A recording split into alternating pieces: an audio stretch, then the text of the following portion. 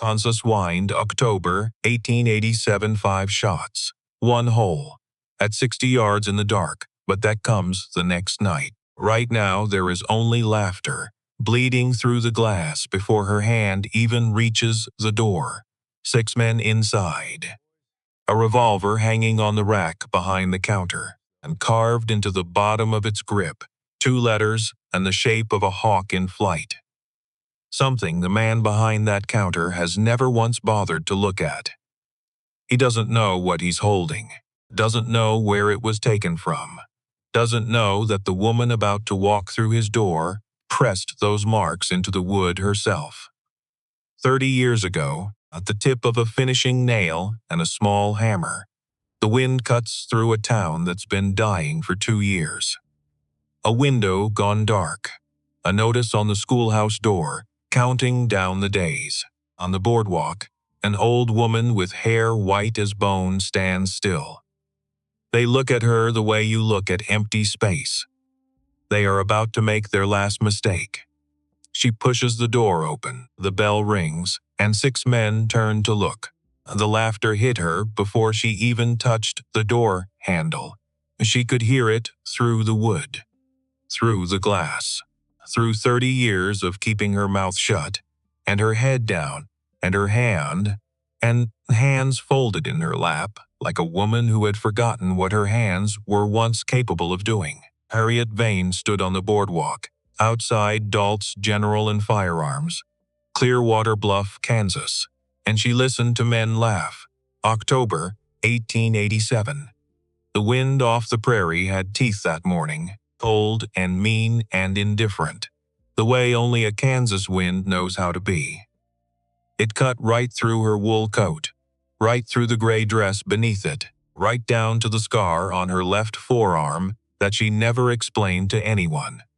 Not because the explanation was complicated, because the explanation was hers, and she had learned, over many years, that some things belong only to the person who lived them. She was 67 years old. Her hair had gone white sometime in her 50s. Not gradually, not gracefully. One winter it was iron gray. The next spring it was white as bone, as if something inside her had simply decided, enough. No more pretending, no more slow transitions. Just the truth, all at once, worn on her head for anyone who cared to look. Not many people looked. That was the thing about Clearwater Bluff in 1887. Nobody looked at the widow Vane. Nobody had for years. She came into town twice a week, maybe 3 times when the weather allowed. She bought flour, coffee, sometimes a small piece of salt pork if the price hadn't climbed again. She nodded at people who nodded at her. She did not linger. She did complain. She did not raise her voice or lower her eyes or do any of the 100 small things that might have made people notice her. Which was, she had decided long ago, exactly the point. She pushed the door open, the bell above it rang, and 6 men turned to look at her. Rufus Dalt was behind the counter. He was a big man, the kind of big that had once been muscle and was now mostly habit. His mustache was too large for his face, and he knew it and wore it anyway, the way men wear things they've committed to even after they've stopped working. He was maybe 45, maybe 50, the kind of age where a man who has never told no begins to look permanently annoyed at the world for failing to arrange itself according to his preferences.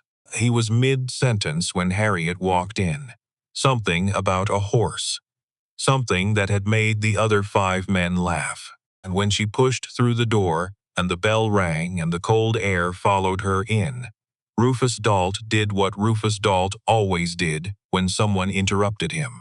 He kept talking. Not to her. About her, not to her. Well, he said, loud, performing, playing to his audience the way a man does when he has one and doesn't want to lose it. Look what the prairie wind dragged in. 2 of the men chuckled. The sound was low and comfortable. The sound of men who had been laughing at the same things for so long that the laughing had become reflex. No longer a reaction, just a sound they made. Like water finding its level. Like a habit so old it had forgotten being chosen. Harriet didn't stop walking. She moved to the counter at the same pace she'd crossed the boardwalk. The same pace she crossed every room. Unhurried. Not slow. Just deliberate. Like every step had been decided on well in advance. Like she had measured the distance between the door and the counter. Before she ever put her hand on the handle, she reached into the pocket of her coat, placed a single piece of paper on the counter. Then she looked up at Rufus Dalt and said, quietly, "I'm here for the Colt. Single action army. Nickel finish. 7.5-inch barrel. The one hanging on the rack behind your left shoulder." Rufus turned, looked at the gun, turned back, and the smile that came onto his face then was the specific smile of a man who has decided something is going to be funny before he's even heard the rest of it. A man who has already written the ending and is just waiting for the world to catch up. "Lady," he said, "that's a .45 caliber revolver. I know what it is." "You sure about that?" "I've known what it is since before you were born, Mr. Dalt." That got a different kind of laugh from the men. Shorter, more surprised. The kind of laugh that happens when something unexpected enters a room and the room isn't quite sure how to classify it. Rufus's smile tightened at the edges. Just slightly. Just enough. "That gun's worth $14, he said. She placed $14 on the counter. Exact. Not a cent more. Not a cent less. The bills laid flat and even, the way a person lays things down when they have been thinking about the moment for a long time and have decided exactly how it will go. He looked at the money. Looked at her. Looked at his audience. Calculating. The way men calculate when they've been maneuvered into a corner they don't want to admit is a corner. "Now why," he said, slow, drawing it out, "would a woman like you need a gun like that?" And one of the men, younger, leaning against the far wall, with his thumbs in his belt loops, the particular posture of a man who has not yet been required by life to stand up straight, said it before Rufus even finished the thought.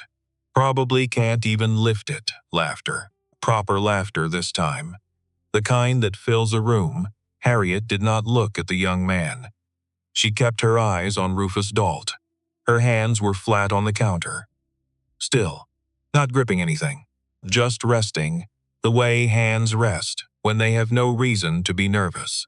When they have been still in harder moments than this, and know the difference between a moment that requires tension and a moment that does not. "The gun," she said. "Now hold on. The money is on your counter. The gun is on your rack. I would like to complete this transaction and be on my way." Rufus leaned forward, lowered his voice to the kind of low that is really just a different performance. An intimate one. "Tell you what," he said. "Why don't you go on home and let your son or your son-in-law come in and handle this for you, and I'll hold the peace until. I have no son, nephew then. Some man who can. The gun, Mr. Dalt." He straightened up, folded his arms, made a decision. The decision of a man who has confused stubbornness with authority for so long that he can no longer tell them apart. That particular piece isn't for sale. Silence not. The silence of a room waiting for something to happen. The silence of a room that has already decided the conversation is over and is just waiting for the old woman to understand that and leave.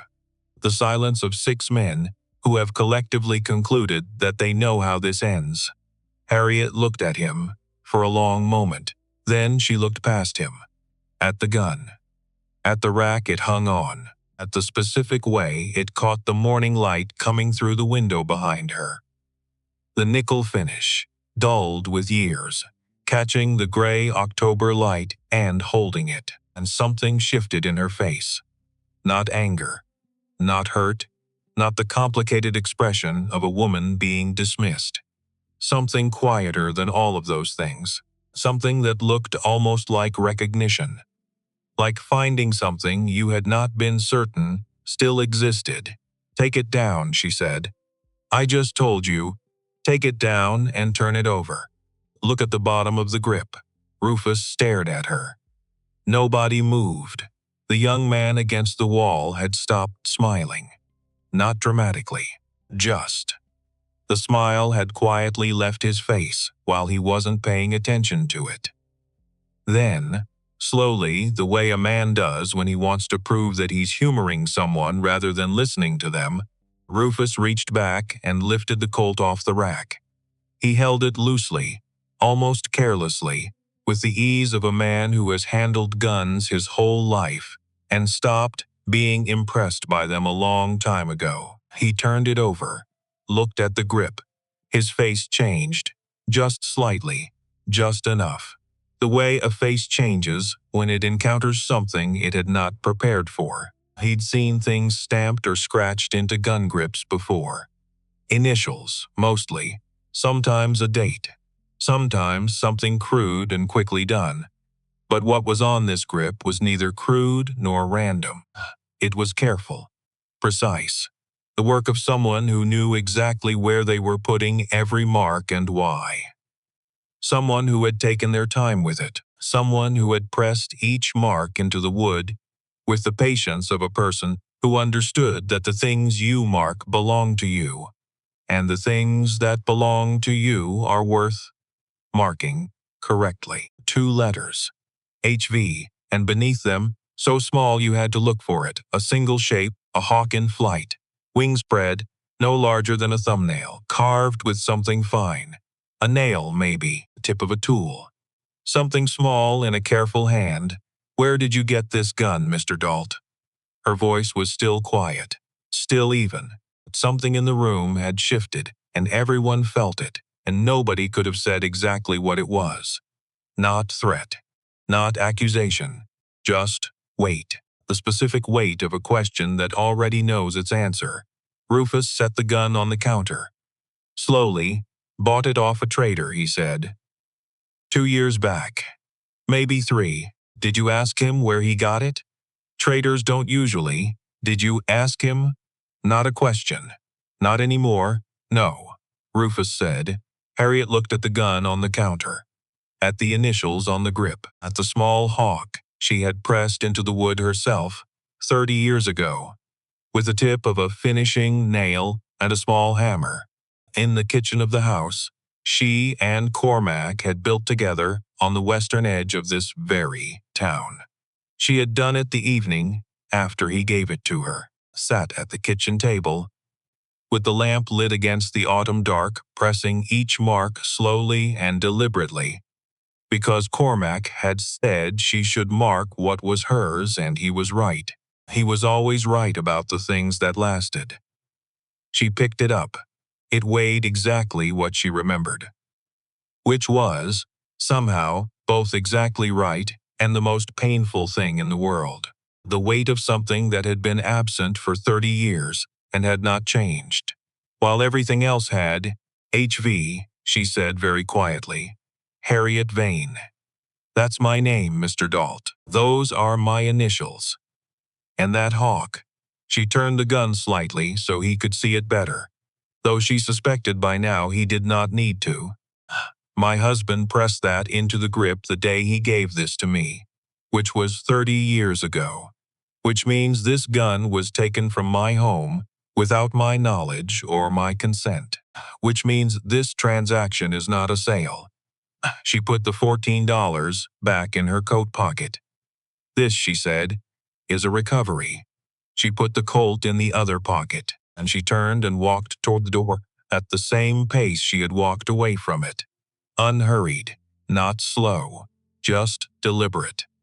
Like every step had been decided on well in advance. Behind her, no one said anything for a full 5 seconds. Which is a long time in a room full of men who have been laughing.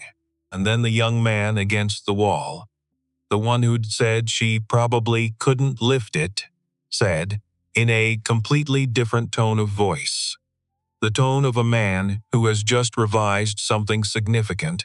Who is she? Rufus Dalt didn't answer, because Rufus Dalt didn't know. And that, Harriet thought, as the bell above the door rang again, and the cold air reached up to meet her face, was exactly how she had wanted it. For 30 years. Exactly. The town of Clearwater Bluff had been dying for 2 years. Not all at once. Not with any single catastrophic event that people could point to and say, there. That's the moment. That's when we lost it. Towns that die that way are rare, and their residents at least have the clarity of a clear before and after. Clearwater Bluff had no such clarity, had been dying the way most things die when no one is paying close attention. Slowly, from the edges inward. The way a fire goes out not in a moment but in a gradual withdrawal of heat, a pulling back from the margins until only the centers two were warm, and then the center goes too, a business closing here, a family leaving there, a notice posted on a door that used to have a different kind of paper on it, a menu, a schedule, an advertisement for something that implied a future, a window going dark that used to be lit. The schoolhouse had been the first real wound. Nor Finch had been teaching at Clearwater Bluff since 1880. 7 years. 31 students at her peak, down to 19 now, as families drifted away, and the children drifted with them. She was 28 years old, red-haired, and possessed of the specific determination that comes from being the kind of person who decides early in life that they will be useful or they will die trying, and considers both outcomes preferable to the alternative of being neither. She had repaired the schoolhouse roof herself one summer, not with help, by herself, on a borrowed ladder, in July heat that would have stopped most people before they reached the second rung. She had ordered books from a catalog. When the town fund ran dry, and paid for 3 of them out of her own wages without mentioning it to anyone. She had stayed when teachers in 2 neighboring towns had decided that dedication was fine in theory and intolerable in practice, and had gone back east to find easier lives. Nora Finch had stayed. And then, 6 weeks before Harriet Vane walked into Dalt's General and Firearms, she had found a notice on the schoolhouse door. It was a legal document, properly formatted, in language that was technically precise and deliberately difficult to argue with. Aldous Greer's company, Greer and Associates Land Development, chartered in Topeka, operating in 3 counties, had purchased the claim on the land under the schoolhouse from the previous holder. Whoever that was, however that had happened, and the company intended to develop the parcel as part of a larger acquisition strategy. The school had 6 weeks to vacate. A representative had come. Very polite, very clean suit. He had explained the situation to Nora in the measured tone of a man who has delivered this kind of news many times and has found that a measured tone reduces the likelihood of direct confrontation. He had handed her the document. He had apologized for the inconvenience, which was the word he used. Inconvenience, as if the displacement of 19 children from their school was a matter of scheduling rather than consequence. He had tipped his hat and left. 6 weeks, which, by the time Harriet walked out of Dalt's General into the October morning, had become 2 weeks, 14 days. The church had gotten the same notice 3 weeks earlier. The blacksmith's shop, 2 farms on the northern edge of town whose owners had worked the land for 15 years, and received acquisition notices as their reward. The Greer Company was moving through Clearwater Bluff the way water moves through cracked earth, not with force, not loudly, just finding the gaps, widening them, slowly, patiently, without apology or drama. Until the structure gave way on its own. Until the people left not because they were pushed but because there was nothing left to stay for. That was the elegant part of it. That was how Aldous Greer had improved on his father's methods. Silas Greer had used force when it was necessary and intimidation when it wasn't, and both approaches left evidence and created enemies and occasionally attracted the wrong kind of attention. Aldous had learned from watching his father operate. He had taken the empire Silas built and made it cleaner, more patient, more careful about documentation and process and the specific language of legality that makes one thing look exactly like another thing while being fundamentally different in nature. He did not take land. He acquired it. He did not displace people. He completed transactions. He did not break laws. He operated within them, in the spaces between them, on the margins where the law's language ended and its intention did not quite reach. And Sheriff Aubrey Trace, who had been sheriff of Clearwater Bluff for 9 years, who had once been a man people looked to when they needed someone to tell them what was right and what they should do about it. Sheriff Trace had stood at the last town meeting and reviewed the paperwork and said that the transactions appeared to be legal and there was nothing in his jurisdiction that he could.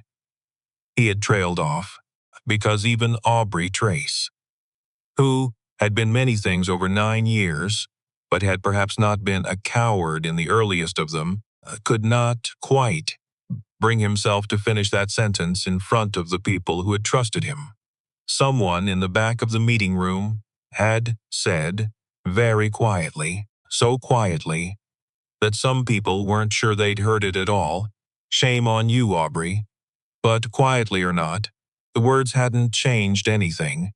The Greer Company kept sending notices. The people of Clearwater Bluff kept folding them up and putting them in their coat pockets and walking home and telling each other that something would change, that someone would figure something out, that things didn't just end like this, not when people had spent their lives building them, not when children were involved, not when the church and the school and the well. At the center of town were the things at stake. Telling each other, in other words, what people tell each other when they have run out of anything concrete to do. Harriet Vane had lived on the western edge of Clearwater Bluff since 1853, 34 years, which meant she had been here before most of the people who currently called it home. Before the church, which had been built in 1859. Before the schoolhouse in 1863, which Nora Finch now taught in and was about to lose. Before the hotel, which had gone up in 1866, when the cattle drives were coming through, and money was briefly easy, and everyone believed the easy money was permanent because that is what people believe about easy money until it stops. She had been here when this place was not yet a town but a set of intentions, a collection of people who had looked at the flat Kansas land and seen in it something that was mostly stubbornness and hope and the specific conviction of people who have walked far enough west that going back is no longer a real option. She and Cormac Vane, who had come from County Cork at 19 years old, with nothing except the clothes he was wearing and a talent for hard work so fundamental, it was less a skill than a characteristic, the way some people are tall or have a particular color of eyes, who had come over on a ship during the years when ships from Ireland were full of bull, who had decided that whatever waited for them across the ocean could not possibly be worse than what was behind them, who had spent 2 years in Ohio working other men's land before deciding that working other men's land was a fine way to make other men wealthy and a poor way to make anything of yourself, who had found Harriet at a farm auction in eastern Ohio, of all places, where she had outbid 3 grown men for a mule and a plow, where he had watched her do this, watched her stand at the edge of a crowd of men and raise her hand each time, and not look at them when they turned to see who was bidding, and not stop when the price climbed past what most people would have paid, and had decided, apparently, that this was the person he wanted to walk west with. He had introduced himself afterward. She had been polite. He had asked where she was heading. She had told him west, generally, which was where most people with any sense were heading if they had the freedom to choose a direction and the Constitution to follow it. He had said he was heading the same way. She had said that was fine. 2 months later, they were married in a small ceremony with 4 witnesses in Springfield, Illinois, which neither of them had any particular attachment to. And 3 months after that, they were in Kansas with their mule and their plow, and the specific feeling of people who have arrived somewhere that might, with sufficient work and patience, come theirs. They had walked the land for 3 days before Cormac stopped on a particular rise, on the western edge of what would become Clearwater Bluff, put his hand flat on the earth, and felt something in it that he said he couldn't describe in words. Some quality that was either real or the projection of a man who desperately wanted to be done walking and had decided this was the place. Harriet had stood beside him and looked at the land and felt the same thing. So they stayed. And Cormac had filed the land claim in the spring of 1853. Both their names, at his insistence, which was not how things were typically done, and which she had argued against.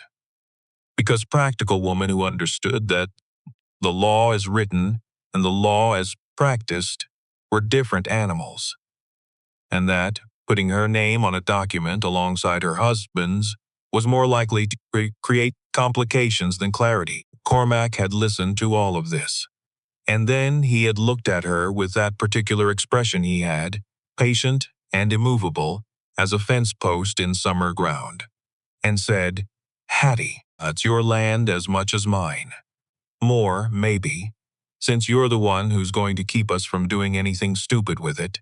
Both names on the paper, Harriet Vane, Cormac Vane, filed at the Federal Land Office, stamped, registered, sent to Washington, D.C., where it sat in a federal record that Harriet very much hoped had been undisturbed for 34 years. She had a copy. She had always had a copy. From the day the original was filed, she had kept a copy in the cedar box under the kitchen floor and the hiding place Cormac had built into the boards, in the way that men who have grown up with nothing build hiding places. As a matter of course, not from paranoia, but from the practical understanding that the things you value should be kept somewhere than where other people can see them. Even after Cormac died, especially after October 1857. 30 years ago exactly now. The worst night of her life, which she had survived not because surviving was easy, but because the alternative was letting the wrong people win, and she had decided, standing in the dark in the field beside the house, with Cormac's blood on her hands and the sound of a horse going away through the trees, that the wrong people were not going to win. Not if she had anything to do with it, which she intended to. She had kept the copy in the box, under the kitchen floor, beneath 3 inches of solid wood and 30 years of patience that was not. She needed to be clear about this, because people confused patience with passivity, and they were not the same. Patience that was not emptiness, not resignation, not the slow surrender of a woman who had lost the most important person in her life and had decided that everything else was diminished in comparison. Patience that was work. Deliberate, accumulated work. The kind that doesn't announce itself. The kind that looks, from the outside, like nothing at all. Like a woman buying flour and coffee twice a week. Like a widow getting old in a small house on the edge of a small town in Kansas, waiting. She walked home from Dalt's General with the Colt in her pocket and the wind at her back and something moving in her chest that she had decided, a long time ago, she was done calling grief. Grief had taken enough of her. 30 years was more than sufficient. She had given it what it asked for.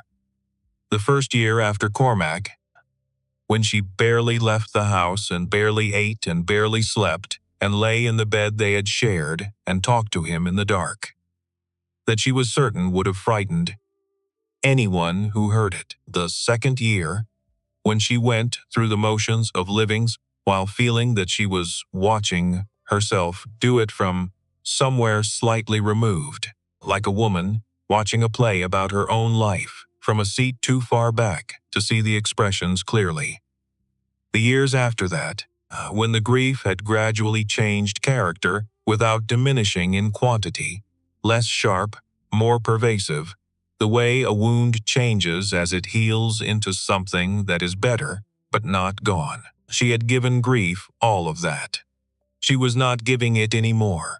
What was in her chest as she walked home was something different. Something she hadn't felt in years, since before the grief had started, maybe. Since she was a younger woman who had not yet learned that the world was capable of taking the most irreplaceable things from you without warning and without apology. It was not quite excitement. It was something older than excitement. Something with more weight to it. Purpose. She had been watching the Greer family since before Aldous Greer was old enough to shave. Had watched his father, Silas Greer, build his land empire out of the wreckage of other people's bad luck and worse circumstances. Watched him file claims on properties after their owners died or disappeared, or simply found themselves unable to sustain the legal costs of fighting a man with more money and more lawyers than they had. Watched him cultivate relationships with county commissioners and state officials, and the particular kind of men who wear good suits and speak smoothly and have soft hands that have never done anything that could be called labor. Watched him die in 1879, comfortable, unpunished, having handed everything he'd built to his son, who was smarter than his father in the ways that were professionally useful and not meaningfully different in any of the ways that mattered. She had been watching Aldous Greer for 20 years, and here was what neither Silas nor Aldous had ever known. What Rufus Dalt didn't know, what Sheriff Trace didn't know, what no one in Clearwater Bluff knew, because she had been so careful, so deliberately and relentlessly ordinary in the way she moved through the world, that she had given no one any reason to look at her twice. The land they were acquiring, the land Greer and Associates was moving through, parcel by parcel, notice by quiet legal notice, with its polite representatives in clean suits and its carefully worded documentation. She owned it, not all of it, but the parcel at the center, the original claim, the one the schoolhouse sat on, the one the church sat on, the one with the well at its edge that half the town drew water from every morning. The Vane claim, 1853, both names, her name. She came through her front door and went to the kitchen and put the Colt on the table and looked at it for a moment. Just a moment. Not lingering.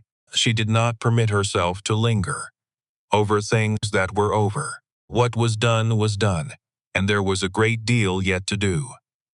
And lingering was a luxury she had never particularly been able to afford and was not about to start affording now. She put water on for coffee, knelt on the kitchen floor, slowly, because 67 years old means you negotiate with your knees rather than commanding them, and your knees negotiate hard, and pressed her fingers to the third board from the left wall. Felt the board give at the hidden catch. Lifted it. The box was there, where it had always been. Cedar, brass fittings, the size of a large family Bible. She lifted it out, set it on the floor, closed the board, carried the box to the table, opened it. The land documents were on top, folded inside their original envelope, yellowed now but intact. The paper still firm, the ink still legible, the federal stamp still clear. Beneath the documents, a letter she had written in 1879 and not yet sent. Beneath the letter, a small leather journal, thin, no more than 30 pages in her own handwriting. Names, dates, transactions, the pattern of what Silas Greer had done, and what Aldous Greer was doing, recorded over 30 years in handwriting small enough that most people would need to hold it very close to read, and beneath the journal, a photograph, daguerreotype. She and Cormac, Kansas City, 1855. They had gone to register the original claim in person because Cormac said he didn't trust the mail with something that important. And she had agreed, and they had made the trip, and someone had suggested the photograph. And Cormac had been enthusiastic, and she had been less enthusiastic, but had not said no. She was 35 in the photograph. He was 38. Neither of them was smiling. Photographs in 1855 required you to hold still for long enough that smiling became physically difficult to sustain. But there was something in both of their faces that was adjacent to a smile. The faces of two people who are where they intend to be and have decided that is sufficient reason to be in good spirits. She looked at his face for a moment, just a moment. Then she put the photograph down, face up, on the table beside the Colt. The coffee was ready. She poured a cup, sat down, sat across from the photograph and the gun and the open cedar box, and thought about Nora Finch and 19 children and a school with 2 weeks before it was taken. She thought about the church bell she could hear on Sunday mornings from her kitchen window, the sound of it, moving across the flat Kansas land in the early quiet before the wind picked up. She thought about the well at the center of town that people had been drawing water from for more than 20 years. She thought about Aldous Greer, who wore his father's seal ring on his right hand and who had no idea at all, that the woman he was displacing from a 2-room house on the western edge of Clearwater Bluff had a piece of paper with her name on it that predated everything he thought he owned. Then she thought about Judge Percival Oakes, retired, easternmost house in town.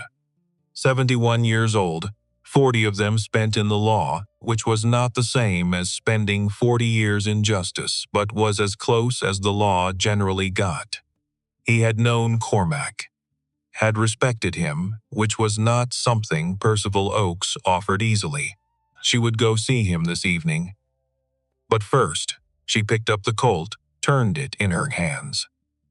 The nickel finish had dulled in the years since she'd last held it, worn away in patches, the steel beneath, showing through like the truth, showing through a story that hasn't quite held together. The grip felt exactly as she remembered. The weight was exactly as she remembered, the way it settled into her palm, the specific geometry of it, the particular way her index finger found the trigger guard, without looking, without thinking, the way your hand finds a tool it has used for years, even in the dark. Exactly as she remembered. She set it down, picked up a cloth from beside the stove, and began, slowly, methodically, to clean it. Outside, the October wind was finding the gaps in the window frames, testing them, pressing through in thin, cold lines the way it always did when the temperature dropped and the wood contracted. The house was warm from the stove. The light was good. The coffee was hot. She ran the cloth along the barrel. 30 years, she thought. That was how long she had been patient. 30 years of watching and recording, and waiting for the moment when Silas Greer's son made the specific mistake his father had also made. mistake of believing that the people around you are scenery, that they exist as backdrop, that they are defined by what they appear to be, and not by what they actually are and have been and are still becoming. 2 weeks, she thought. That was how long Nora Finch had. The cloth moved in small, careful circles. 2 weeks was not a limitation.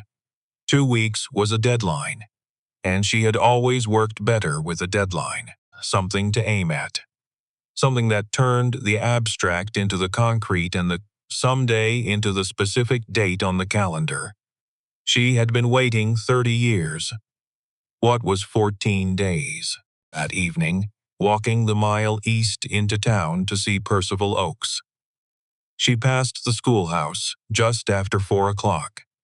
Late enough that the students were gone, early enough that the light still had some quality to it.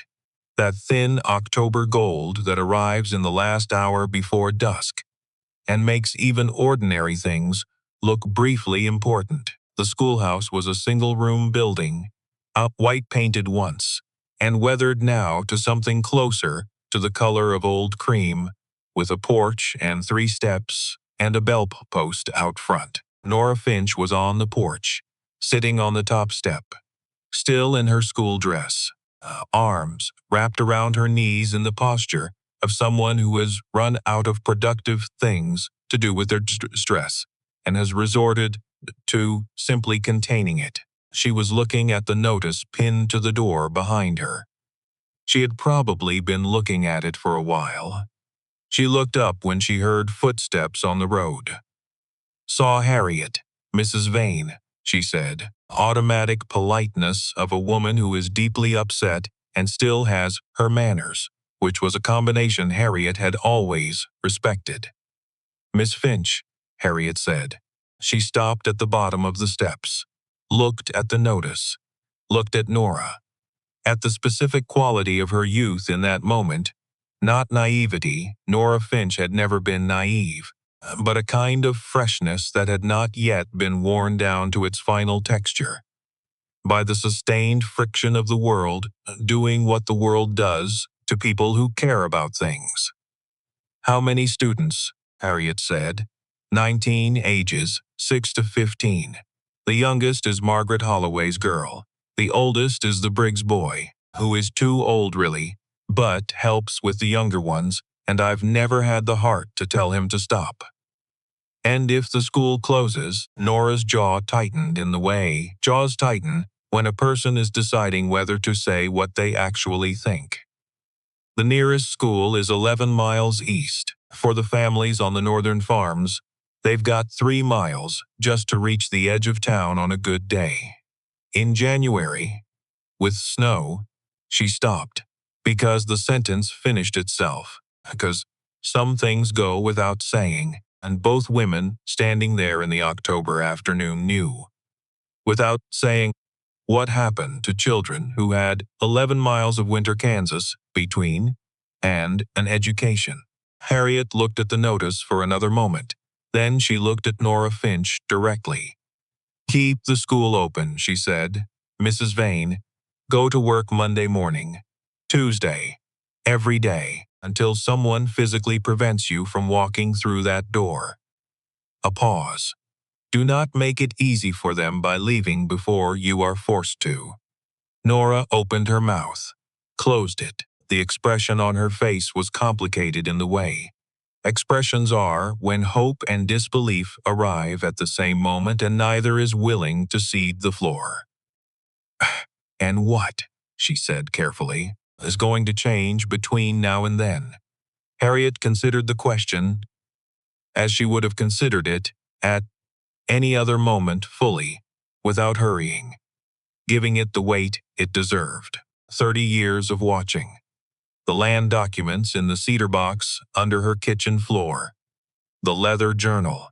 The correspondence she had maintained, quietly and carefully, for years. 3 letters sent 6 months ago to 3 specific people in 3 specific places, each containing documents she had been assembling since 1879.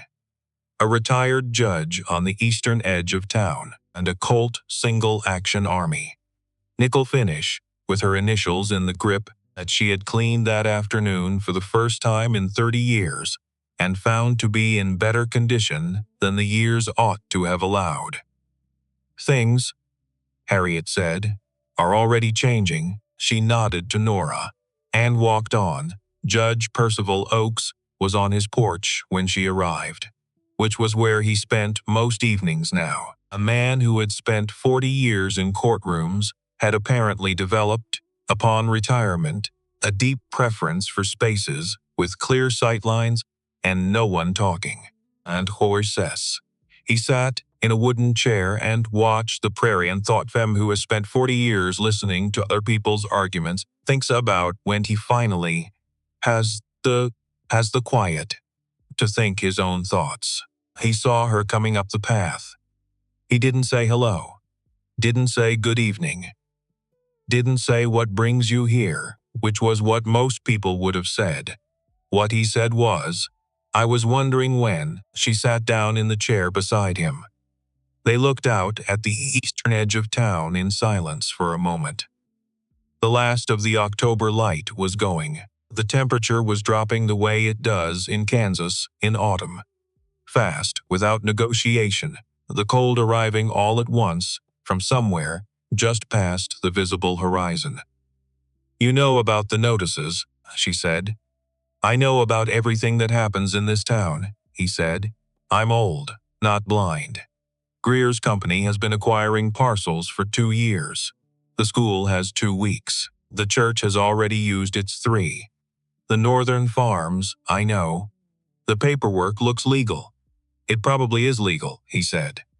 "In a specific and narrow sense of the word, in the specific and narrow sense that ignores the 1853 land claim." A pause. He turned to look at her. His face in the failing light was all plains and shadows, the face of a man who had been listening to people for 50 years and had learned, through repetition and disappointment and occasional surprise, to hear the weight behind the words rather than the words themselves. "The original vein claim," he said. "Both names. Filed correctly. Registered at the Federal Land Office. The central parcel, which includes the ground under the schoolhouse. The church. The well." He was quiet for a long moment. "Hattie," he said, and that was a name she had not heard from anyone in. She did not count back. She had decided years ago not to count certain things. "Do you have the documentation?" "I have the original copy. I have had it for 34 years. He looked at her for a long time. Then he looked back at the prairie. "This is going to require specific people," he said. "Someone with federal standing. Someone who can argue the law competently. Someone who—" "I've already written the letters," she said. He turned again. Faster than a man of 71 usually turned when, 6 months ago, when Greer started the first acquisitions. I could see the direction of it. Percival Oakes looked at her with an expression she recognized, the expression of a man who thought he understood a situation and has just received information that requires him to revise his understanding upward by a significant degree. 6 months ago, he said, just the 3 words. The tone of a man confirming that he has heard correctly. "I've been watching Aldous Greer for 20 years, she said. "His father before that, and the letters. 3. One to a federal land attorney in Topeka. One to a deputy U.S. Marshal I have reason to believe is honest. One to a journalist at the Wichita Eagle, who has been covering Greer's operations in 2 other counties." She paused. "I sent them 6 months ago. I expect responses soon." Percival was quiet again. The stars were beginning to come out, fast and sharp in the cold, clear air, the way they do on October nights, when there are no clouds to slow them. "You've been sitting on this for 30 years, he said. "I've been preparing for 30 years, she said. That's different. Something in his posture changed. Something that had been careful became something else. more settled, the way a man settles when he realizes the ground under him is more solid than he had thought. "What do you need from me?" he said. "Your name on a notarized document, and your presence when the time comes. People in this town trust you, Percival. They've stopped trusting the sheriff. They need someone to stand and tell them that what's happening is not the end of the story, is it not?" "It is not," she said. "When?" "14 days," she said, "which is the deadline Greer's company has set, and which I have no intention of missing." She walked home under the stars. The wind had gone still, the way it goes sometimes on autumn nights, drop sudden and complete, as if the prairie is holding its breath. The cold was there, but without the wind it had a different character, still, almost respectful. She thought about Cormac. She thought about him less than she used to.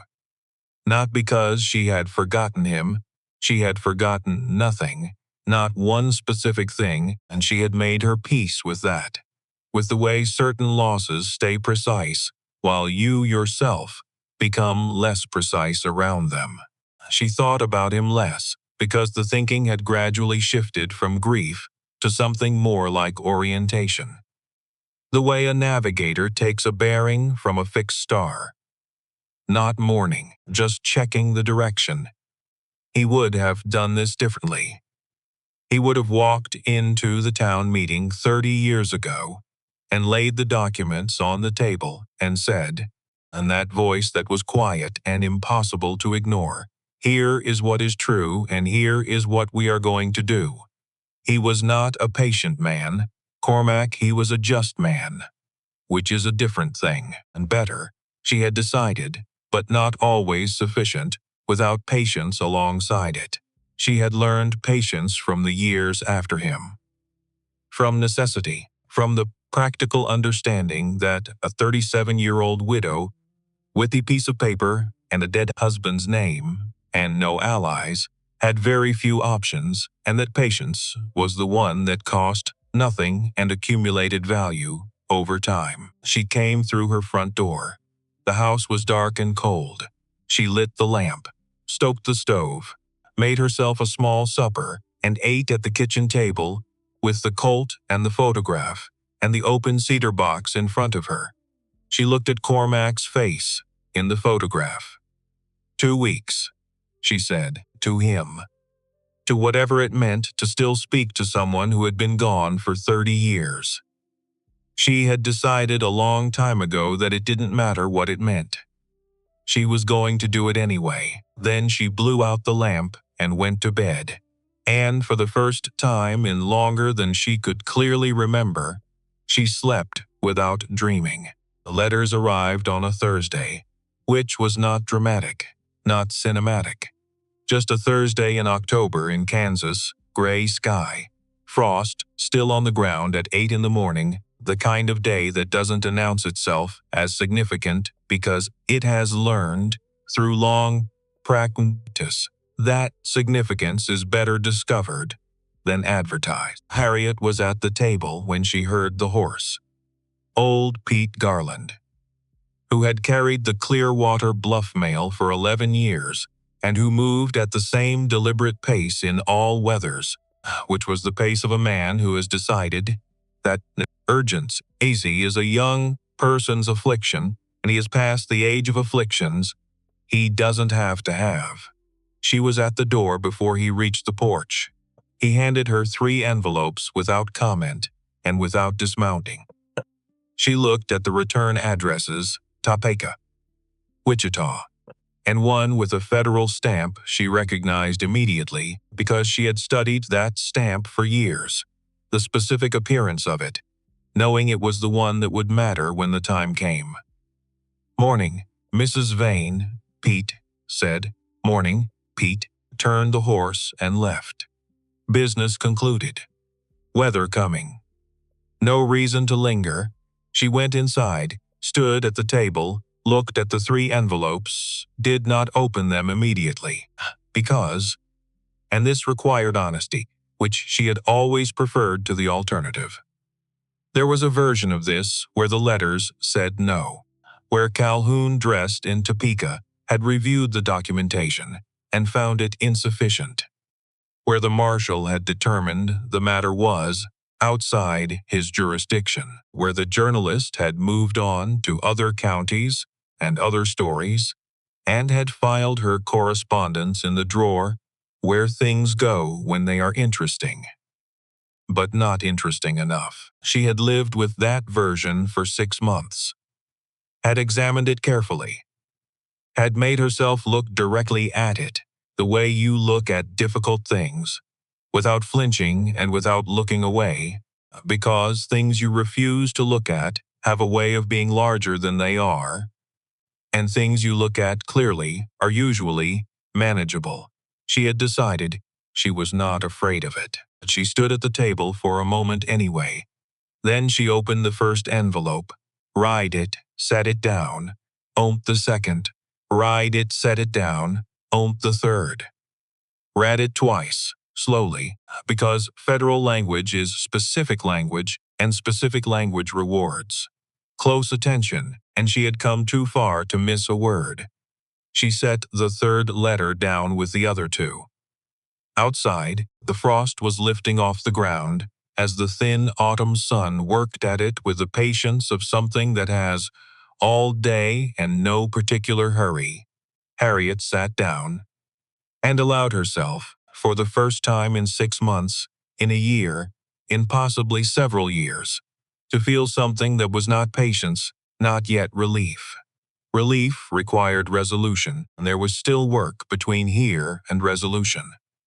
But adjacent to it, right next door, the feeling of a door opening that you have been standing outside for a very long time, something that felt like, yes, this is what it was for, all of it. This, she walked the mile into town at 7 in the morning and knocked on Percival Oakes's door. He opened it still in his coat, which told her he had already been out, which told her the town was already moving. She handed him the 3 letters without saying anything. He read them, standing at his kitchen table. He was a slow reader, Percival, the kind that goes back to check sentences, that holds a phrase up against what came before it, and considers whether they belong in the same document. She waited. She was good at waiting. He finished the third letter, set it down, put both hands flat on the table, and looked at the wall with the expression of a man doing arithmetic in his head that is coming out differently than he expected. "The federal attorney," he said. "You've been corresponding with him since 1879. He looked at her. 1879, when I first began documenting Silas Greer's acquisition patterns in this county. I wanted to know, if the time came, whether the 1853 registration would hold under challenge. And he told me it would hold if it was properly filed and preserved. And it is. I have been a careful woman for 30 years. Percival." He picked up the federal letter. Read one specific paragraph again. Set it back down with the care of a man handling something that has just changed category. "This is extraordinary," he said. "It's documentation," she said. "It's 30 years of documentation." "That's what I said." He looked at her with an expression she recognized. "And who has known someone for a long time and just given reveals a dimension of them he had not previously understood was there." Awe was too large a word for it. But it was in that direction. The recalibration of a person's estimate of someone they thought they already understood. 12 days, he said, until Greer's deadline. "You said you needed my name on a document and my presence at a meeting." "Yes. I want to call the town meeting on day 10. Give the 3 men time to arrive and be settled. Give Greer time to feel the certainty of his position. Give the town time to arrive at the particular quality of desperation where people will pay attention to something they might otherwise dismiss. That's a narrow window. I've been threading narrow windows for 30 years. He almost smiled. The ghost of it. Not quite. What do you need from me today? Notarize the land documents and tell me who Sheriff Trace answers to. Specifically, which member of the county commission is not already in Greer's pocket. Percival's expression cooled slightly. Became more careful. Trace answers to the commission. 3 members. 2 of them have done business with Greer and Associates in the last 18 months. And the third, Delbert Huff. Cattle operation, northwest corner of the county. He's not corrupt, as far as I know. But he's not a man who volunteers for conflict. Could you speak with him? I could try. That's enough. She gathered the letters, put them back in their envelopes. Harriet, Percival said. She looked at him. Why now? He said.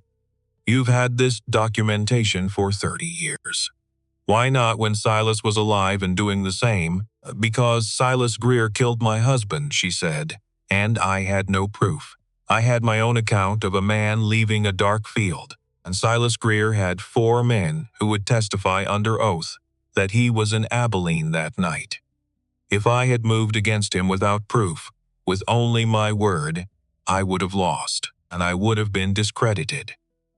And the documentation would have been challenged, and the entire foundation I was building would have collapsed. Before it was finished. She paused, so I waited until his son overextended, until Aldous Greer got confident enough to make the specific mistake of coming after land that was already legally owned. By name, by registration, by federal record. She looked at him steadily. A man who steals from an anonymous widow is difficult to catch. A man who attempts to legally acquire land that belongs to someone who can prove it. That man has walked into something he cannot walk back out of. Percival was quiet for a long moment. You let him come to you, he said. Cormac always said, the best position to fight from is one your opponent has chosen for you. Because they've already convinced themselves they can win from it. She buttoned her coat. The documents, she said. This afternoon, if possible. He straightened. All 71 years of him. All 40 years of the law behind those years. Yes, he said. This afternoon. Aldous Greer arrived in Clearwater Bluff on a Tuesday. 11 days before his own deadline, Harriet had expected him. When you watch a man for 20 years, you develop a sense of his patterns. The way he thinks, the sequence in which he does things, the specific moments when personal presence becomes necessary to a man who prefers to conduct business through representatives. A situation like this. A minor legal obstruction, as he would characterize it, an administrative complication in an otherwise settled transaction, would eventually require his personal assessment. He would want to see it with his own eyes before the final stage. She was on her porch when his carriage came through, sitting with a book open in her lap. Appearing to read. Not reading. The carriage was good quality without being ostentatious. A deliberate choice. A man who understood that conspicuousness in his position was a form of vulnerability. He was 52. Aldous Greer. She knew his age, the way she knew many things about him. From documents, from newspaper accounts, from the systematic accumulation of observable fact that she had been engaged in for 2 decades. He was his father's height. His father's build. His father's way of scanning an environment, with the eyes of someone who is perpetually calculating what everything in view is worth. He did not look at her porch as the carriage passed. She was a woman on a porch, a widow. Old, no one of consequence. She watched him step down from the carriage in front of the hotel and disappear inside. She closed the book, went in. She saw him again that afternoon, at Wheaton's General, where the town did its daily commerce. She was at the counter with her flour and her coffee, when he came in with his associate, a younger man with a leather case, who had the expression of someone hired to be competent and professional on his employer's behalf. Greer and the associate were talking quietly, not making any particular effort to be private about it. The indifference of men who do not register the people around them as an audience. She bought her flour. She bought her coffee. She turned to go, and Aldous Greer saw her. His face did not change. Why would it? She was a woman buying flour. Then, his gaze went to her coat pocket, where the outline of the Colt was visible just barely, to someone paying attention. And something shifted, just slightly. Not alarm. More like the small internal adjustment of a man who has encountered something in a situation that wasn't on his map of it. He looked at her face. She looked at his right hand, the seal ring, the crest a stylized S for Silas, worn on the right hand, the same hand his father had worn it on. She had first seen that ring on a dark field in October 1857. She had confirmed it was real, not a detail Grief had invented, at a county auction 6 years ago, at 50 yards, watching from the edge of a crowd that didn't include her in its awareness. It was real. She held his gaze for exactly as long as was appropriate. Then she looked away, walked to the door, did not hurry, did not slow. Behind her, she heard him say something to his associate in a voice too low to catch. She didn't need to catch it. He had noticed her. That was exactly what she wanted. They came that night. She had expected this too. 2 men. Not Greer himself. That would have been a miscalculation, and Greer did not make that kind of miscalculation.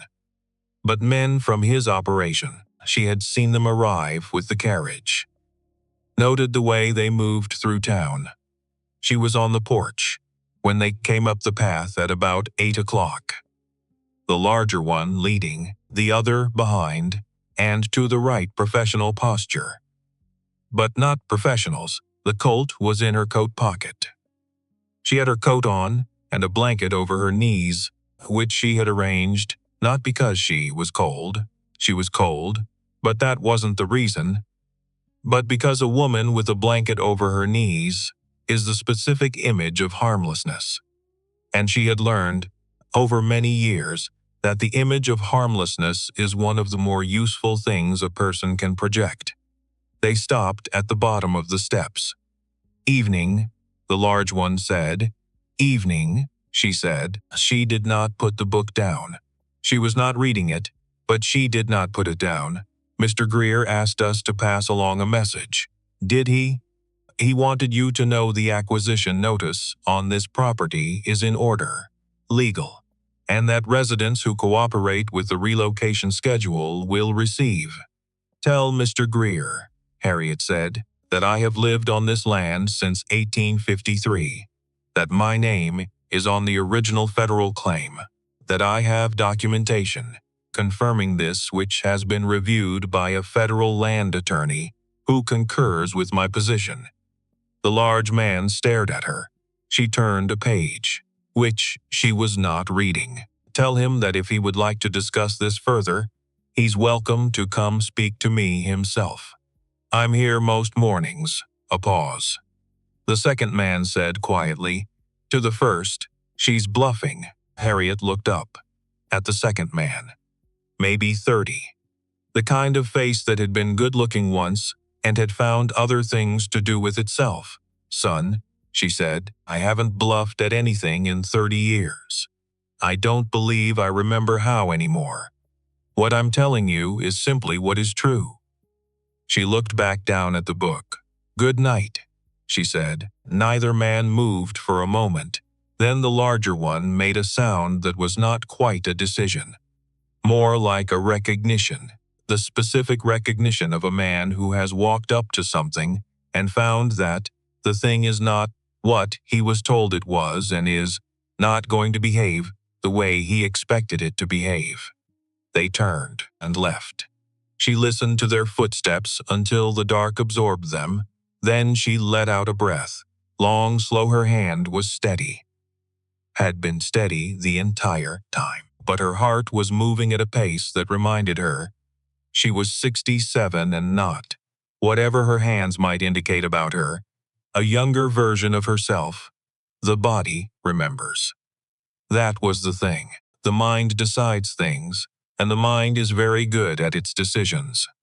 But the body remembers dark fields, and the sound of boots on cold grass, and a voice calling out into a night that doesn't answer. The body remembers. She sat on the porch until the cold made it untenable. Then she went inside, made tea, sat at the tea table, opened the journal, and wrote the date. Greer's men came at 8, left without incident. He knows now that he has a complication he did not account for. She set the pen down, looked at the photograph. He's got his father's ring, she said quietly, the way she said things to the photograph. To Cormac. To whatever version of speaking to someone who has been gone 30 years this actually was. She paused. He's going to find out. It doesn't carry the same weight it used to. She closed the journal. On day 6, Nora Finch found a second notice on the schoolhouse door. Not from Greer and Associates, handwritten. Plain paper. Small, careful script. No signature, teacher students this week. Every one of them. Every day. Do not miss a single day. There are things in motion that you cannot see yet. Trust that the school will still be standing on Monday week. Nora read it 3 times. Then she looked up and down the road in both directions. The Widow Vane was not visible in any direction. But the handwriting, Nora had a teacher's understanding of handwriting. She had seen every variety of it over 7 years.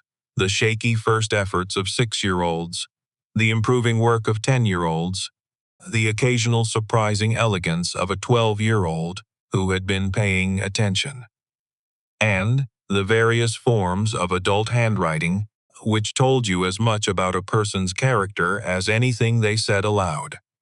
She could not have explained exactly why she was certain.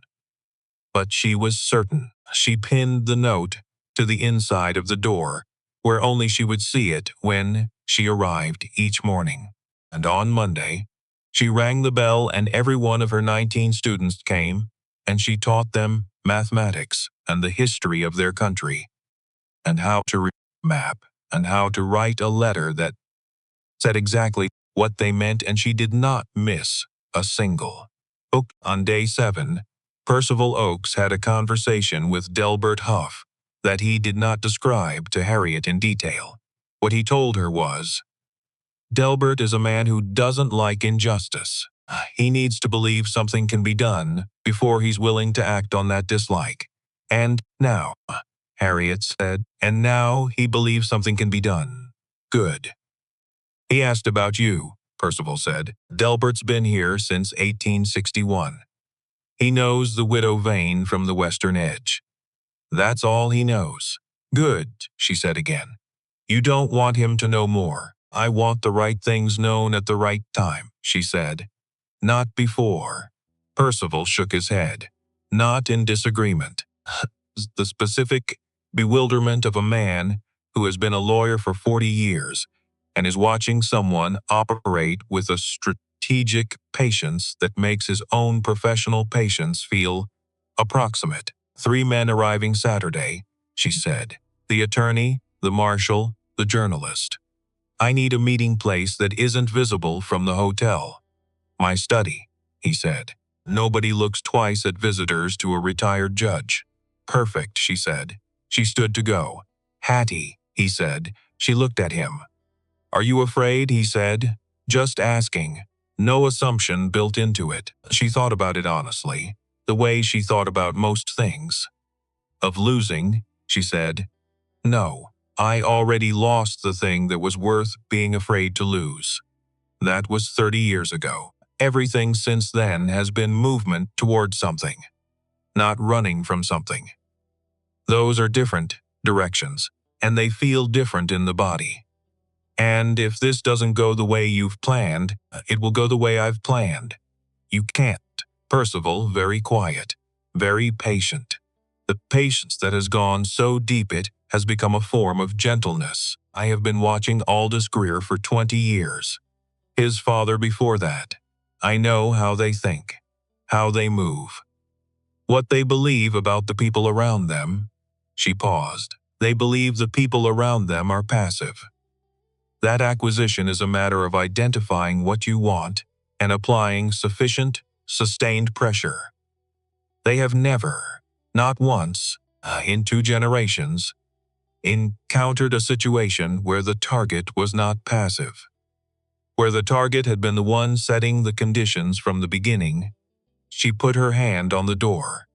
This, she said, is that situation. She left. Saturday arrived. Quickly, without announcement. Without anything in the air that would have told you it was different from the Saturdays before it, except that it was. The afternoon train from Wichita came in at 2:15. 3 men stepped off. Harriet was not at the station. She had asked Percival to be there because a retired judge greeting the afternoon train was unremarkable, and unremarkable was the operational principle for the next 72 hours. She was at home, cleaning the Colt again, which did not need cleaning, but which was what her hands wanted to do when her mind was fully occupied with something else. Her hands had always had their own preferences. She had learned, over the years, to let them. At 4 o'clock she put on her good dress, just the dress with the slightly better buttons. At 4:30 she walked the mile into town, under a sky, doing complicated things, with clouds and the last of the afternoon light. She knocked on Percival's door at 5 minutes before 5. He opened it. Behind him, in the study, 3 men were already there, standing in the particular way of men who are in an unfamiliar situation and are waiting to understand how it will arrange itself. The attorney, Calhoun dressed, 50s, wire glasses, the specific neatness of a man for whom precision was not a preference but a professional requirement. He had been corresponding with Harriet for 8 years and had never met her. He looked at her now with the expression of a man revising something he had previously assumed. The letters had been meticulous, legally sophisticated in the ways that matter, and not showy in the ways that don't. He had apparently imagined someone different. She extended her hand. Mr. Dressed. Thank you for making the journey, Mrs. Vane. He shook her hand. I'll be honest. When I received your first letter in 1879, I told my associate that this was either the most methodical private citizen I had encountered in 20 years of practice, or a very sophisticated confidence operation. And which did you decide? I decided after the 3rd letter that it didn't matter, because the documentation was sound regardless of who had compiled it. He paused. I have since concluded you are the former. Kind of you, she said, the Deputy U.S. Marshal, Silas Reed, 40 maybe, dark-haired, the specific seriousness of a man who has internalized his authority as a responsibility rather than a reward. He was younger than she had expected. She noted the irony of his first name without dwelling on it. The world had a particular sense of humor about names and coincidences, and she had learned to receive it with equanimity. The journalist, Oberon Finch, 26, already had his notebook out. Young men with notebooks, Harriet thought, always ready before the thing begins.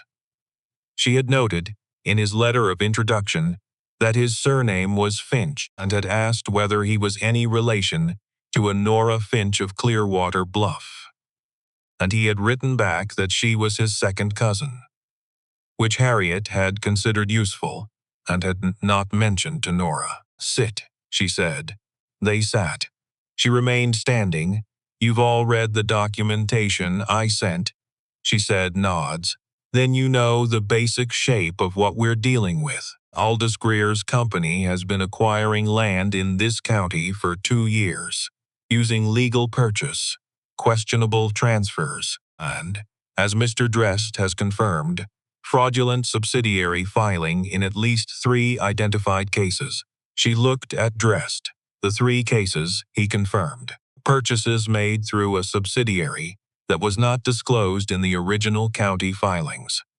Under Kansas statute, that constitutes fraud, and the 1853 Vane claim supersedes any subsequent filing on the central parcel, Drest said, with the certainty of Thompson, who has checked something so many times. That certainty is the only possible relationship to have with it. The federal registration is on record. The documentation is sound. Greer's company has been acquiring parcels around the claim, either without knowledge of the prior registration or without disclosing it. Either scenario is legally untenable for them, Marshall Reed said. Untenable is a gentle word for it. Very, Drest agreed. Harriet said, town meeting in 4 days. I want all 3 of you there. Mr. Drest to present the legal situation, in language the room can follow. Marshall Reed, present in his official capacity, which will make clear to anyone considering resistance what the consequences of resistance would be, Reed said, and Greer. You expect him to attend. He can't afford not to, she said. He believes this is essentially resolved. He'll have characterized whatever obstruction he's heard about as a minor administrative complication that his attorney can address at the meeting. He won't want to miss what he expects to be his final step. You want him to walk into something he's already decided he's walking out of, Reed said. I want him to walk into a room he thinks he chose, she said, and discover that someone else chose it first. Auburn Finch, who had been writing continuously, looked up. Mrs. Vane, he said, may I ask, how long, exactly, have you been planning this? She looked at him, his young face, his notebook, the readiness of him since the night my husband was killed, she said. October 1857. The room was quiet. Auburn Finch wrote something, underlined it. On day 9, Aldous Greer came to see her. She had expected this. He was too controlled, too strategically self-aware, to send men a second time after the first pair had come back with nothing. He would come himself. Calculate that a personal visit, civil, professional, correct show of respect toward an elderly woman who was creating a legal inconvenience would accomplish what the other approaches had not. He knocked at 9 in the morning. She opened the door, his best suit.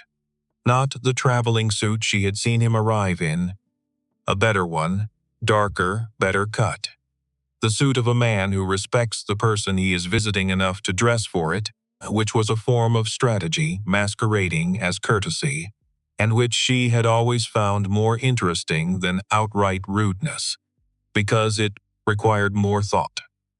The ring was on his right hand. She noticed it the way she always noticed it. The way you notice something you have been watching for 30 years. Not with surprise, never with surprise, but with the specific quality of attention that has been honed over decades until it operates without effort. Mrs. Vane, he said. Measured voice. His father's voice, recalibrated. My name is Aldous Greer. I wonder if we might. I know who you are, she said. A beat, of course, he smiled. Practiced, calibrated, not false exactly. Men like Greer learn to mean their social expressions because it is more efficient than pretending. But constructed. I was hoping we might speak. About the property matter, she stepped back from the door. He came in, he looked around the kitchen the way he looked at everything. Calculating value, taking inventory. A small house, clean, sparse. The cedar box on the table, closed. The Colt on the shelf by the window, visible but not displayed, just present. The way a tool is present in a room where it belongs. His eyes went to the Colt and moved on. She sat down across the table. He took the other chair. Mrs. Vane, he said. I understand you have some concerns about the acquisition notice. I have no concerns, she said. I have documentation. Something shifted in his expression. The practiced quality gave way briefly to genuine attention, the way a mask shifts when the person wearing it encounters something unexpected. The land claim, he said, the 1853 federal registration. Both names, my husband's. Mine, Mrs. Vane. He leaned forward.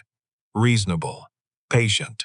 The tone of a man explaining something to someone who has, through no fault of their own, misunderstood.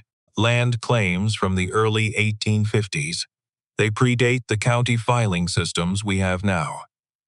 The legal weight they carry in 1887 against properly executed modern transfers has been confirmed by a federal land attorney, she said. Sysons, excuse me.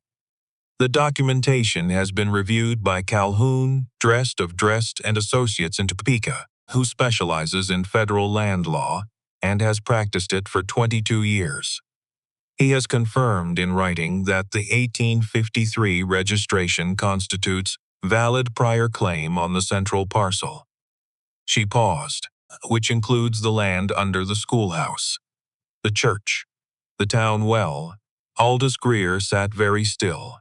He was a man who used stillness as strategy, the way his father had. The stillness of fast thinking that has decided the appearance of no movement is the best cover it has. She watched his right hand. It was still too. The ring caught the morning light. Mrs. Vane, he said. I'm not sure what you think I don't think anything, she said. I know. Those are different conditions. He studied her face. She let him. She had nothing in her face that she hadn't chosen to put there. Not deception. She was not a deceptive person. But economy. The discipline of showing only what was relevant. What is it you want? He said. The tone had changed. The reasonable land developer had not disappeared entirely, but it had thinned, the way ice thins in the first warm week of March. You can still see it. The water is showing through. I want the acquisition notices on all properties. Within the original Vane claim withdrawn, she said. I want the 3 transactions. Mr. Drest has identified as fraudulent reviewed by the correct members of the county commission.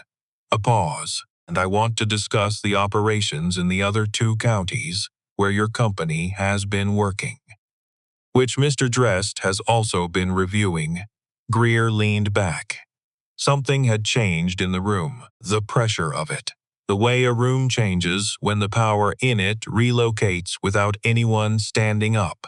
He was afraid, not of her specifically, of what she had, of the cedar box on the table between them, of the fact that he had mapped this situation with great care and thoroughness, and the map was wrong, and the territory was completely different from what he'd believed. The ring caught the light again. She looked at it. That ring, she said. Very quietly, he looked down. I've seen it before, she said. He looked at her. October, she said. 1857. The color left his face, not quickly, gradually, the way frost leaves the ground. Slowly, and then all at once. My father's ring, he said, carefully. Each word placed precisely. Your grandfather's originally, I believe, she said. Silas wore it on his right hand. The same hand you wear it on. She let that sit in the room between them, watched him understand what she was telling him. Not accusation, not threat. Something more precise than either. She was telling him she knew, that she had known for 30 years. That 30 years of knowing had not been 30 years of nothing. It had been 30 years of documentation and correspondence, and watching and recording, and the patient assembly of everything that would be needed for the specific moment that was, as of right now, this moment. Aldous Greer was not his father. She had decided this years ago, and she believed it still. He had inherited an empire built on damage and had continued building it without. She chose to believe this, fully examining what it was built on. That was not innocence, but it was different from what Silas had been. And adjudicating that difference was not her job. Her job was the documentation in the cedar box and the names on the 1853 filing and 19 children who needed a school to be standing on Monday week. There is a town meeting, she said, Wednesday evening. I would suggest you attend. He stood. She did not. He put his hat on, moved to the door, stopped, did not turn around. Mrs. Vane, he said to the door. Mr. Greer, she said. He left without saying anything more.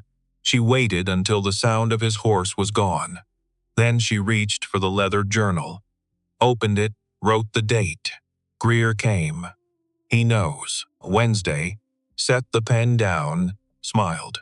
Not the small, controlled thing she permitted herself, occasionally. Not the functional expression of a woman who has obtained what she needed from a conversation.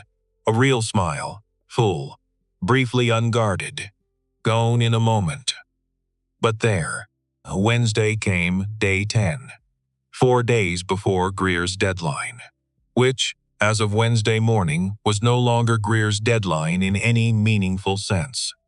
The deadline remained on the calendar. The calendar was no longer serving the purpose it had been created to serve.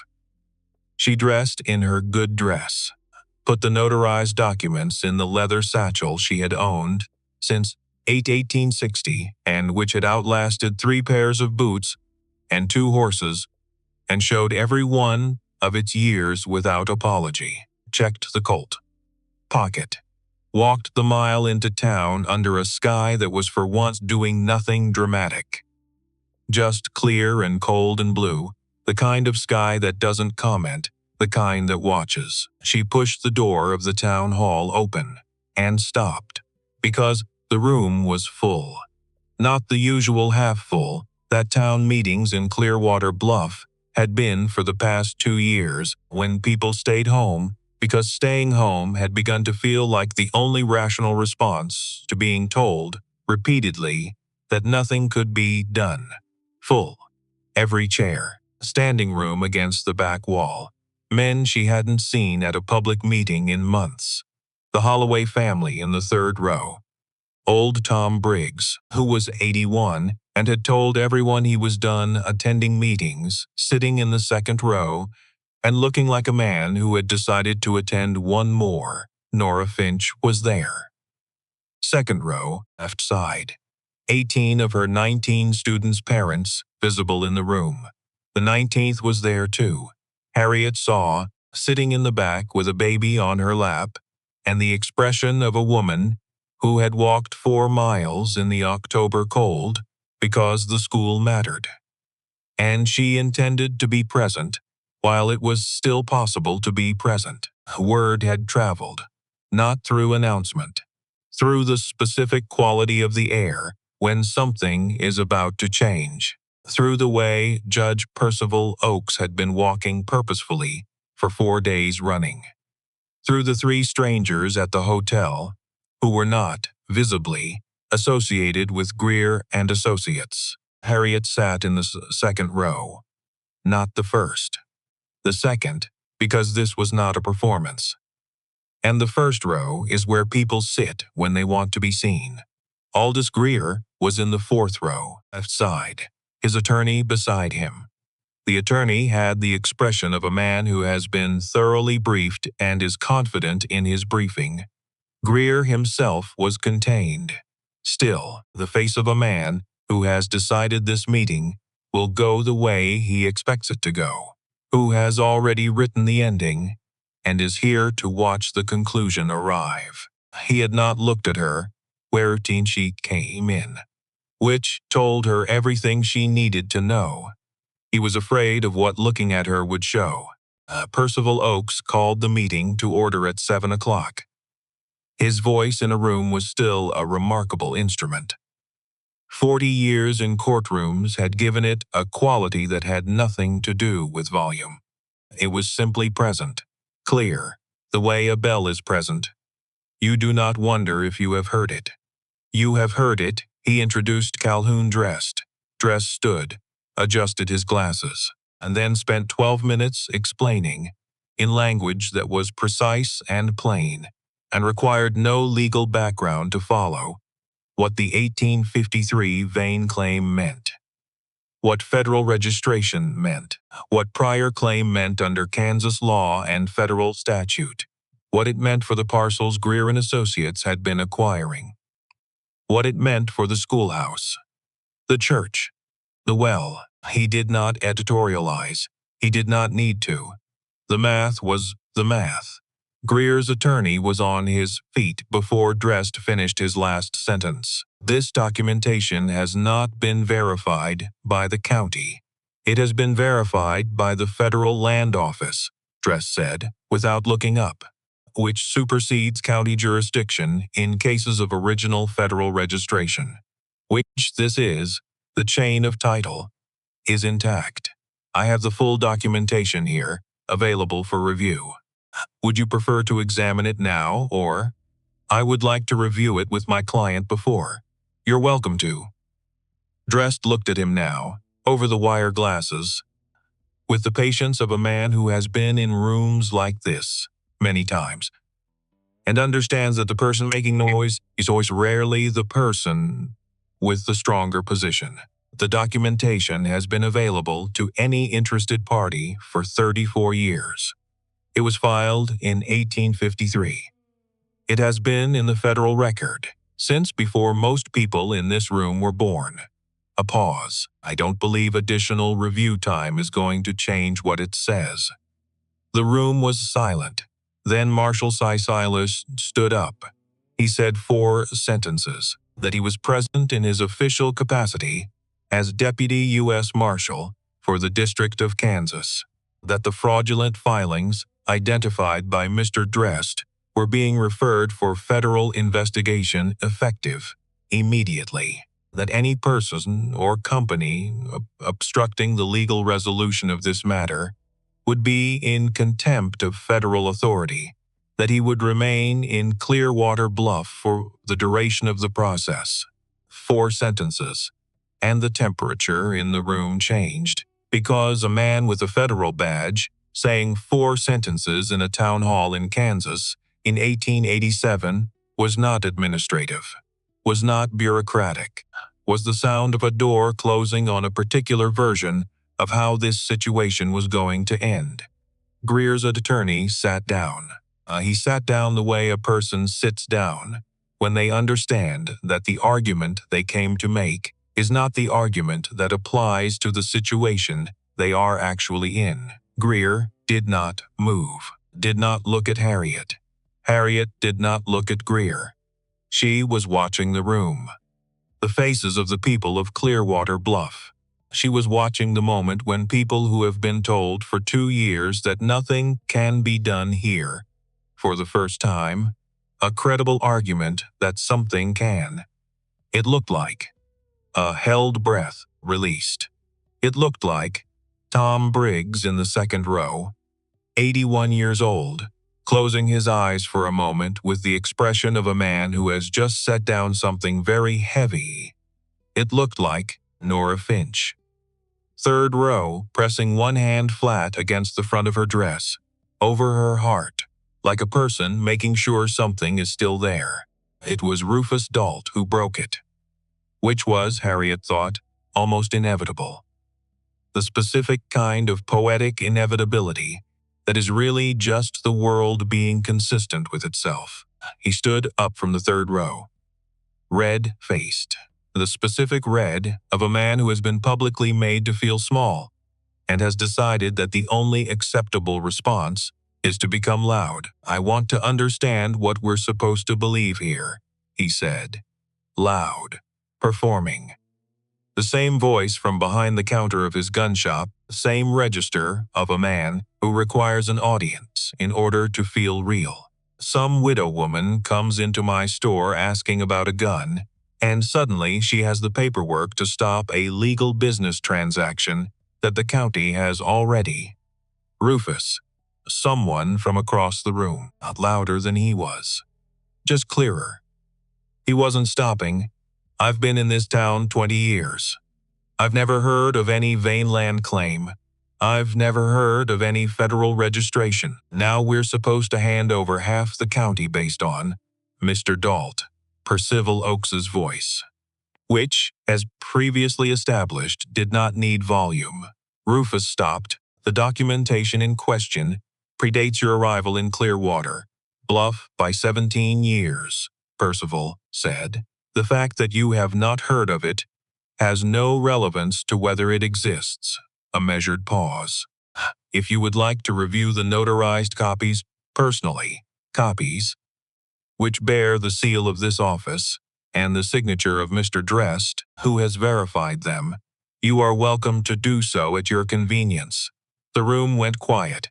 Then Rufus Dalt, with the specific viciousness of a man who has run out of arguments and knows it and is furious about knowing it, looked around the room at the specific men who had been in his shop 10 days ago and had laughed at the widow Vane and said, "Fine. Then let's see her shoot." Since apparently she's some kind of expert, he was performing for them, calling back to the performance they'd all participated in. Let's see her prove she knows one end of a gun from the other before we hand over half the county on her word. Harriet stood up, slowly. The room watched her. She did not look at Rufus Dalt. She looked at Percival Oakes. He met her eyes. Raised his eyebrows very slightly. A question, not the question of whether it should happen. He was too smart for that. The question of whether she wanted it to happen the way Dalt was framing it, on Dalt's terms, in the way Dalt expected. She said, quietly, "Let him have it." Percival nodded. They went outside, all of them. Which was not planned. Which was what happens in small places when something real is about to occur, and everyone present understands, without being told, that this is not a moment to read about later in someone's account of it. You go. You stand there. You witness. The night was cold and absolutely clear.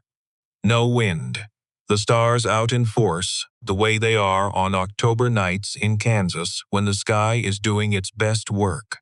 Bright and close and innumerable, the kind of sky that makes the things people do under it feel briefly significant by contrast. The church stood at the end of the street, the bell post in front of it, 60 yards, maybe 65, in the dark.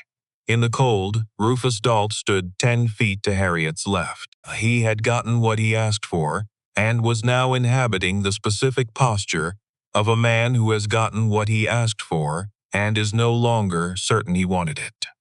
He had expected her to refuse, or to attempt it and fail, or to be redirected by social pressure into some face-saving compromise that let everyone return to the positions they'd held before the evening began. He had not expected this. 40 people standing in the cold Kansas night waiting for an old woman to shoot, he said. The bell post. 5 shots, she said. 1 spot. He blinked. What? 5 shots. 1 spot. She looked at the post. Then at him, not 5 different places on the post. 1 place. 5 times. The same place, the red in his face did something complicated. The arithmetic of it, the specific realization that he had set the terms of this challenge, and the terms had just been revised upward by a significant degree. That's, he started. Yes, she said. It is. She turned toward the bell post, pulled the Colt from her coat pocket, did not raise it yet. 60 yards. Cold air. No wind. The wind that had been at this town for days had gone completely still, as if it too had decided to watch. The night was clear enough that she could see the post without difficulty. Could see the grain of the wood in the starlight, or believed she could, which was perhaps the same thing. Her body knew what to do. That was the thing. Her mind had done the 30 years, had done the patience and the watching and the documentations and the letters, and all the accumulated work of 3 decades of deliberate preparations. But her hands had learned their trade in a time when the land required things of people that the land no longer required, or required less visibly, or had outsourced to other instruments. Her hands had learned from her father, who had believed that skill was not something you saw selected for or against, based on the sex of the person learning it, something you passed on to anyone who was willing to pay attention, who had stood beside a young Harriet on the Ohio frontier and said, over and over, quiet and patient as a stone, "Slow down. You're trying to force it. Let the breath go first." She raised the Colt, sighted, breathed out, fired. The sound cracked across the night, and the town and the flat Kansas dark, and rolled out into the prairie, and came back thin and small, and then was gone once. She sighted again, breathed out, fired, twice. No hurry, no drama, no performance. Just the next shot placed where the last one was, because that was the point. That was the only point, and any other approach would miss it. 3 pause, 4 pause. 5 the echo went out and returned and dispersed. She lowered the Colt. The street was silent. Rufus Dalt looked at the bellpost, looked at Harriet, looked at the 40 people standing in the dark. He did not want to walk to the post. She could see that. It was visible in every line of him, the specific reluctance of a man who has set up a situation and is about to have to inhabit its result. But 40 people were watching, and there was no version of this where he didn't walk to the post. He walked slowly. The walk of a man buying time inside a decision that has already been made. He reached the post, looked at it, stood there for a long moment, turned around, said nothing, which was, itself, the answer. Percival Oakes walked to the post, examined it, turned back to face the street, the crowd, 40 people standing in the cold under the stars, said, simply, 1 hole, 2 words, no elaboration needed. Nora Finch put her hand over her mouth. Auberon Finch was writing in his notebook, had been writing since she raised the gun. Tom Briggs, 81 years old, said something too quiet to carry, but it had the sound of a man who has been waiting a long time for something and has just seen it.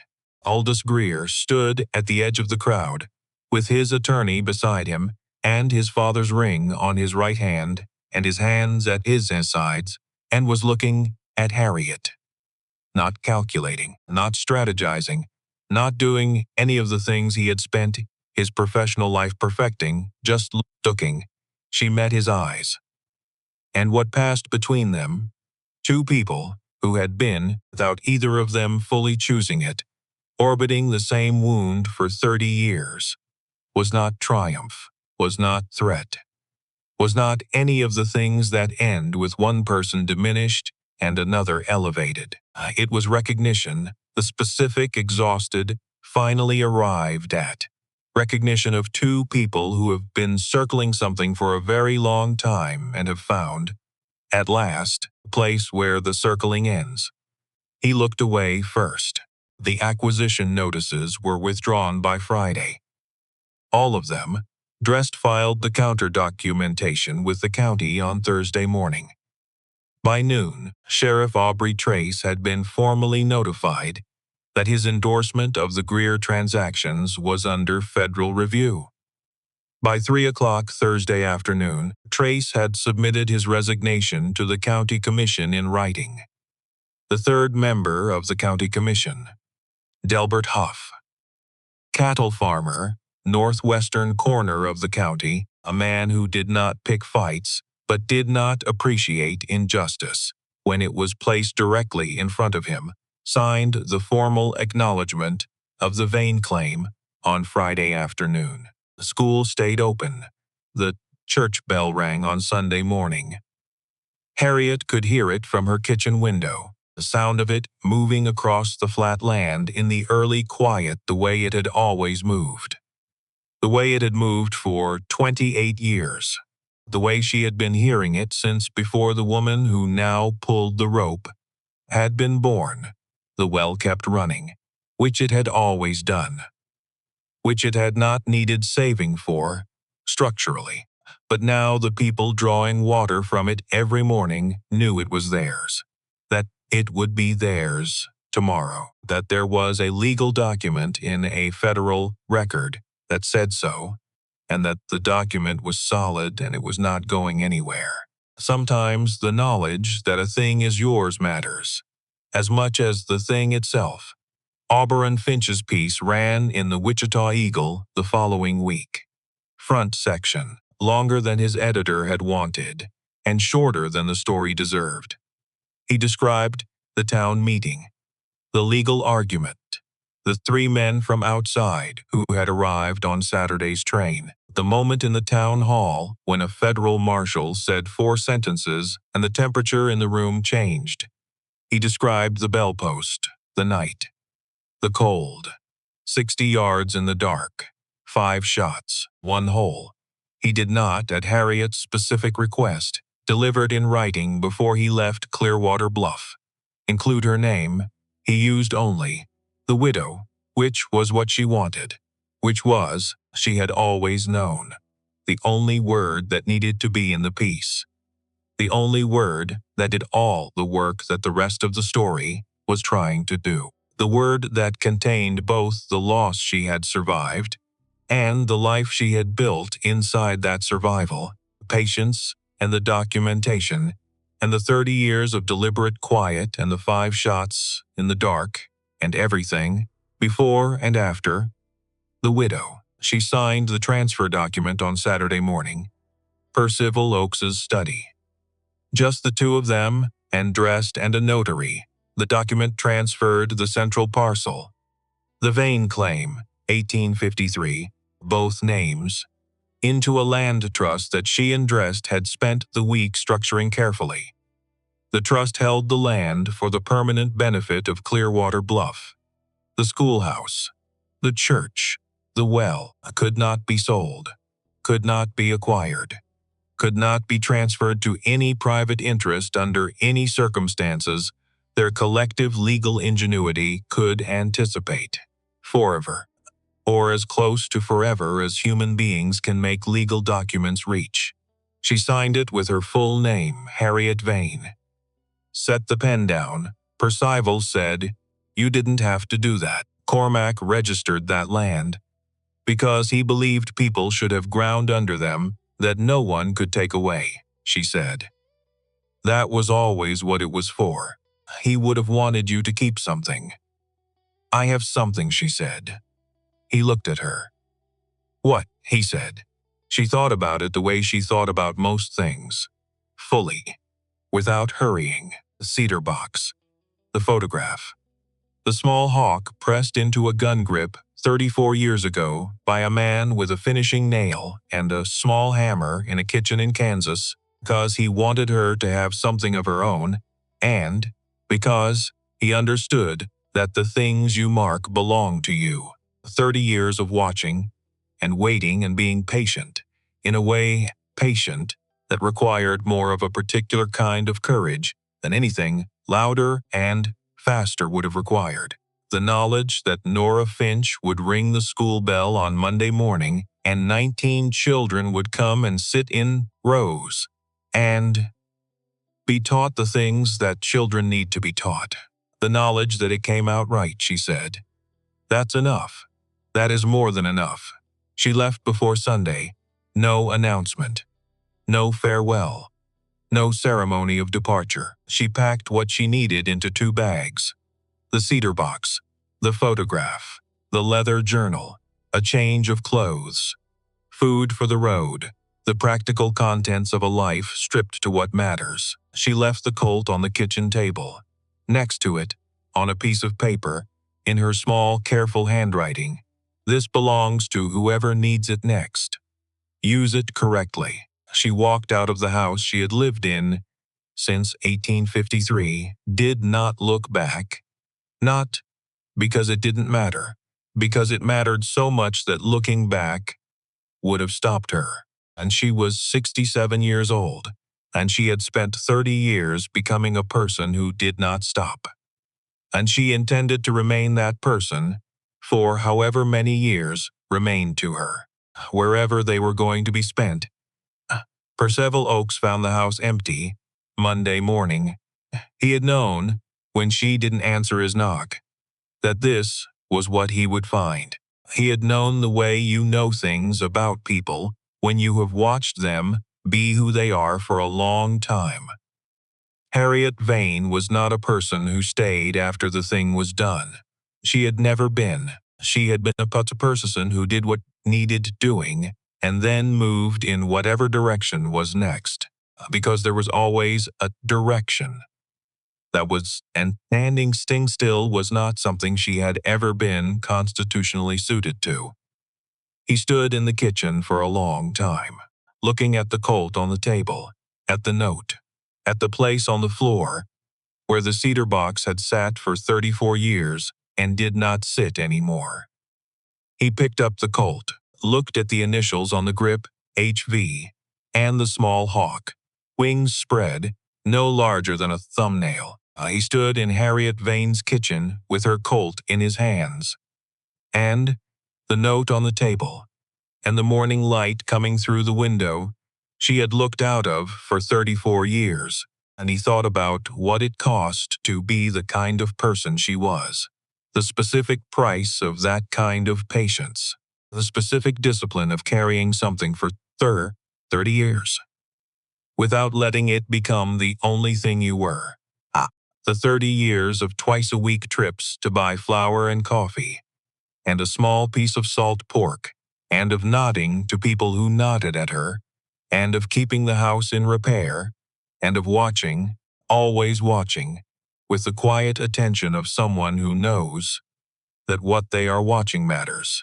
He set the Colt back down on the table, not because he didn't want it, but because it wasn't his, because she had said it belonged to whoever needed it next, and he had to trust that she had considered what that meant and had left it where it needed to be left.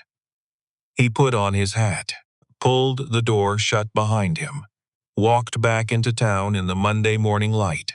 3 years later, Auberon Finch was in Topeka, working on something different entirely. A piece about railroad land grants in 3 territories that had nothing to do with Clearwater Bluff. Nothing to do with any of it. Just ordinary research on an ordinary afternoon in the Federal Records Office. He pulled a folder from the 1853 section, Kansas Land Registrations, and there it was, the Vane claim, filed correctly, stamped.